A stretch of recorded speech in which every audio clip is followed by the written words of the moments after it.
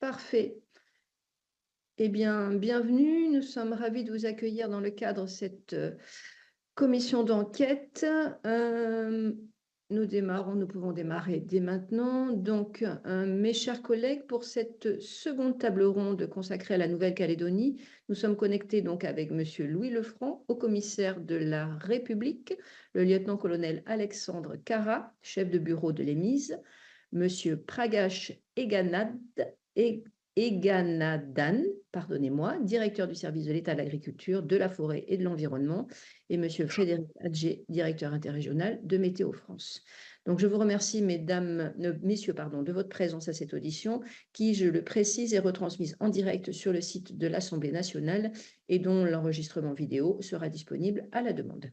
Je vous laisserai donc la parole pour une courte intervention liminaire afin que nous puissions poursuivre nos échanges questions-réponses avec notre rapporteur Guillaume Vuilletet, notamment, que je salue. Auparavant, je vous rappelle donc l'article 6 de l'ordonnance du 17 novembre 1958 relative au fonctionnement des assemblées parlementaires impose donc aux personnes auditionnées par une commission d'enquête de prêter le serment de dire la vérité, toute la vérité, rien que la vérité. Je vous invite donc à lever la main droite et à dire « Je le jure ».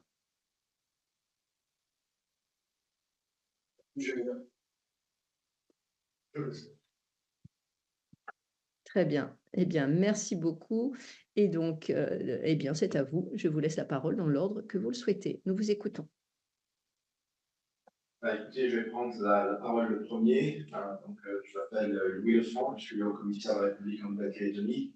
Je suis passable, nous sommes 4 depuis Nouméa, donc je suis accompagné du lieutenant-colonel Alexandre Cara, qui est chef de bureau à l'état-major interministériel de la zone de défense et de sécurité, de l'EMIS, du directeur Pragash Eganadan de la direction du service de l'État de l'agriculture, de la forêt et de l'environnement, la DAFE, et la directeur de Météo France, qui est à la tête de la direction interrégionale de la Nouvelle-Calédonie et de Wallis et Futuna, M.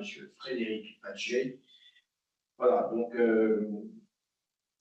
nous 4, on pense avoir été en mesure de traiter l'ensemble des questions qui nous ont été communiquées et qui nous doivent être ensemble pour cette table ronde sur le thème des événements naturels majeurs.